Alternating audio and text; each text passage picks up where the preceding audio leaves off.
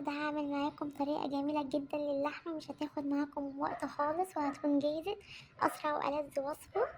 جربوا الطريقة دي وهتعجبكم جدًا، ولو أول مرة تشوفوني اشتركوا في القناة واعملوا لايك وشير عشان يوصلكم كل وصفاتي. هالف الأول ورق العنب كده، أنا كنت مجهزة عندي الورق العنب هالفه وهارجع لكم عشان مطولش عليكم. وهجيب كده نص كيلو من اللحمة، هاقطعها كده قطع صغيرة خالص شرايح زي ما انتوا شايفينها، ومعايا بصلاية كبيرة و3 قرون من الفلفل أحمر وأخضر. هقطع كده كل المكونات مع بعض وهنزل بيها كده في الصينية. قطعت اللحمة كده الأول والفلفل والبصل وهتبلهم. نص كده معلقة من الفلفل الأسود ونص معلقة من السبع بهار وربع معلقة من الكمون ومعلقة صغيرة من السكر ومعلقة من الملح ومعلقة كبيرة كده من السمن.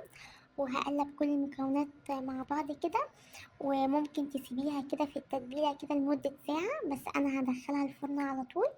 وهغطيها كده بورق زبدة الأول، وبعد كده هغطيها بورق فويل. وأنا عندي الفرن مسخناه محضرة الفرن كده، هدخلها كده الفرن لمدة ساعة إلا ربع. هي ما بتاخدش وقت خالص في الفرن، هي ساعة إلا ربع بس كده وهتكون جهزت معايا. وهكون عندي كده محضرة الحلة كده عشان أرص الورق العنب، مقطعة كده بصلاية وشرايح كده من الليمون، وهرص كده الورق العنب بتاعي. شكله تحفة وريحته جميلة وطعمه جميل جدا. جربوا الطريقة دي وهتعجبكم، وما تنسوش تكتبولي بتتابعوني من أي بلد.